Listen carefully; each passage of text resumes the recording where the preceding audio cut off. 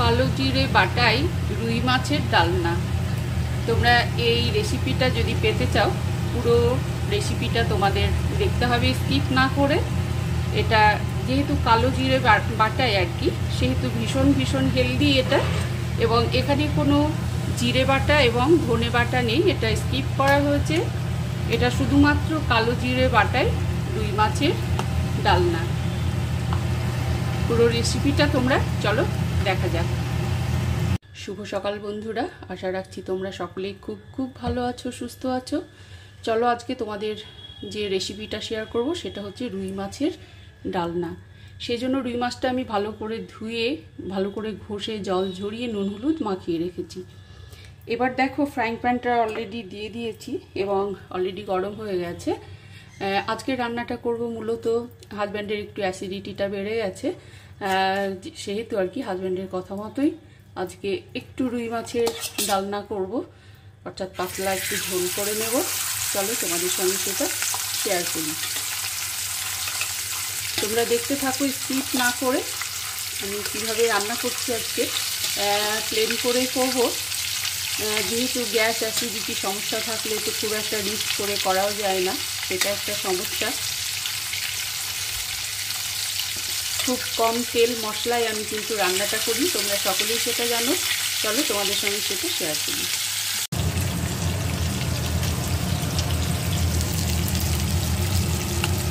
আচ্ছা, এক সাইড হয়ে গেছে, এবার আমি এক সাইড উল্টিয়ে দেবো।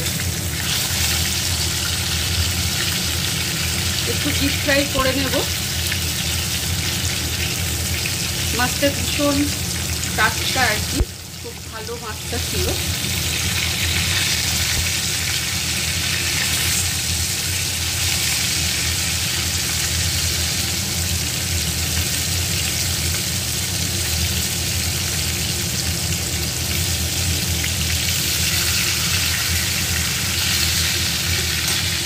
আমি একে একে উল্টিয়ে দিচ্ছি। এক পাশ উল্টানো হয়ে গেছে, আর এক সাইড একটু লাল করে ভেজে নেব।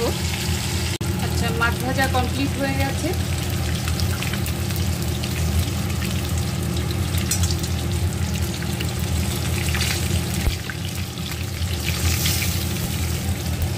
আমি খুব সুন্দর করে লাল করে মাছগুলো কিন্তু ভেজে নিলাম। এবার দেখো একইভাবে কিন্তু আমি বাকি যে মাছগুলো আছে সেগুলো কিন্তু একইভাবেই কিন্তু আমি ভেজে নেব।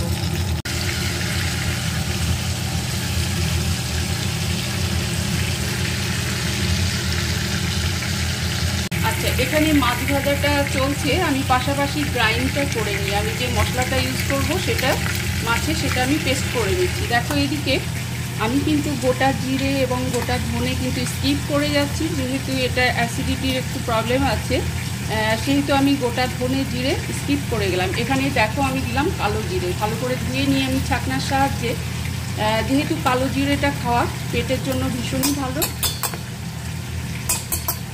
আচ্ছা, কালো জিরেটা আমি দিয়ে দিলাম। দেখো এখানে আছে পেঁয়াজ, আদা, রসুন, এগুলো কিন্তু আমি দিয়ে একটা পেস্ট বানিয়ে নিচ্ছি। মাছ ভাজা পুরো কমপ্লিট হয়ে গেছে।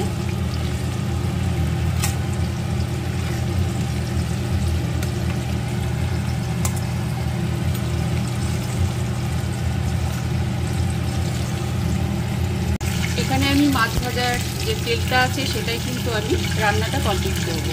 এখানে মাছ ভাজা পুরো কমপ্লিট হয়ে গেছে। দেখো কিছু দেবো কুচনো পেঁয়াজ,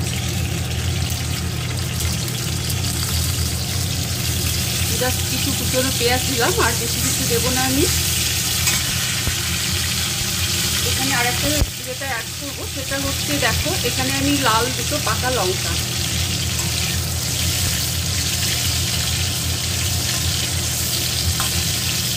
আমি এখানে কোনো গুঁড়ো লঙ্কা বা বাটা লঙ্কা কিন্তু ইউজ করব না, যেহেতু এগুলো স্বাস্থ্যের পক্ষে বাটা বা গুঁড়ো লঙ্কা কোনোটাই ভালো না, এবং অ্যাসিডিটির যেহেতু প্রবলেম আছে সেহেতু আমাদের গুঁড়ো বা বাটা লঙ্কা খাওয়া একদমই উচিত না। সেখানে আমি কিন্তু পাকা লঙ্কা ফোড়নে দিচ্ছি গোটা। এখানে কিন্তু দেখো পেঁয়াজটা কিন্তু অলরেডি কিন্তু লাল হয়ে গেছে। এবার যেটা করব, দেখো এখানে আমি অ্যাড করব হলুদ গুঁড়ো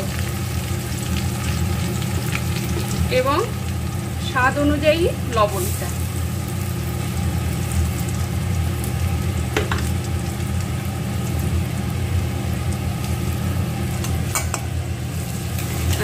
করে একটু নেড়ে নিলাম।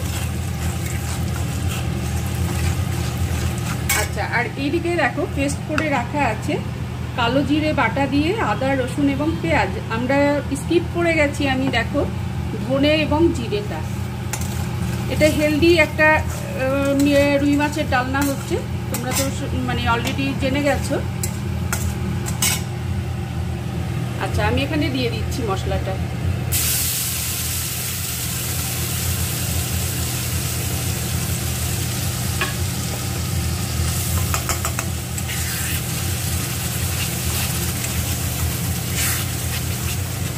আচ্ছা, তোমরা যারা কালো জিরে বাটা দিয়ে রুই মাছের ডালনা খাওনি তারা এইভাবে ঠিক একদিন খাবে, দেখবে একদম ভিন্ন ধরনের টেস্ট।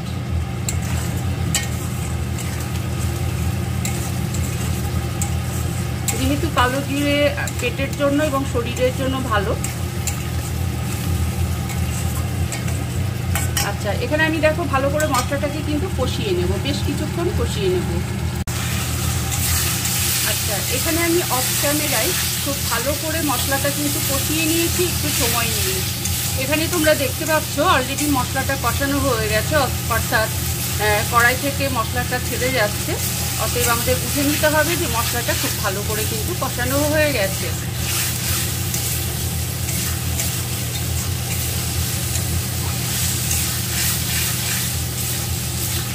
ভালো করে কষালে ঝোলটা খেতেও ভালো হয় এবং যে মশলার যে একটা কাঁচা গন্ধ আছে সব রকম মশলার, সেই গন্ধটা একেবারেই থাকে না।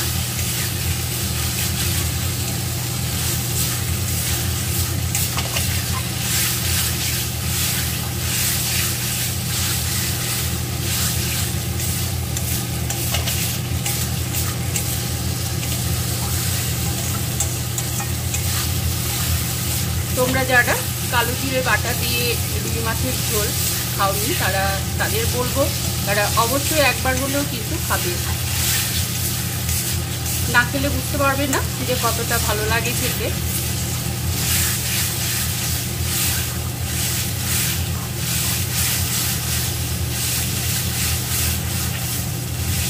আচ্ছা, এখানে দেখো ভেজে রাখা মাছ যেটা আছে আমি কিন্তু পুরোটাই কিন্তু দিয়ে দেবো। দেখো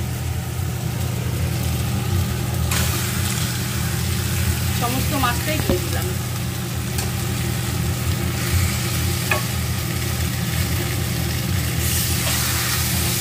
এবার মাছটা দেওয়ার পরে সামান্য একটু মাছের সঙ্গে একটু কষে নেব, যাতে মশলাটা মাছের সঙ্গে মিশে যায়।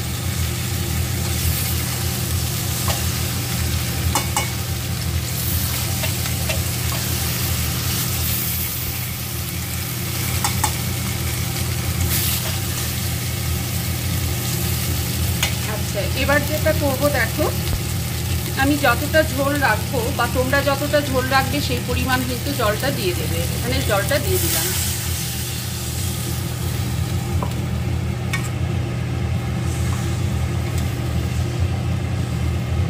আচ্ছা, এখানে আমি আরো আরেকটু জল দিয়ে দেবো।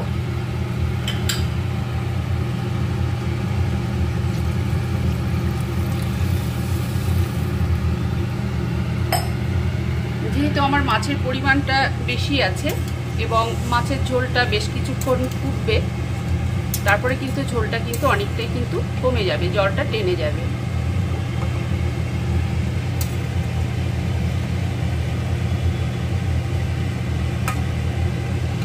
আচ্ছা, এখানে যেহেতু কালো জিরে বাটা দিয়ে করা হচ্ছে, অতএব মাছের ঝোলের কালারটা একটু বুঝতেই পারছো। যেহেতু কালো জিরে আছে সেহেতু এই ধরনের কালারটা আসবে। আচ্ছা, এবার আমি ঢাকা দিয়ে দেব ফুটে ওঠার জন্য। আচ্ছা, বেশ কিছুক্ষণ কিন্তু মাছটা কিন্তু ফুটে গেছে। আমি কিন্তু এবার গ্যাসটা অফ করে দেব।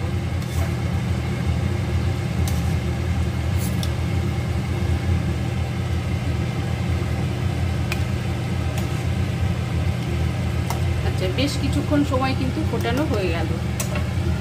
দেখো পুরো কমপ্লিট হয়ে গেছে। আমি এবার গ্যাসটা বন্ধ করে দিচ্ছি।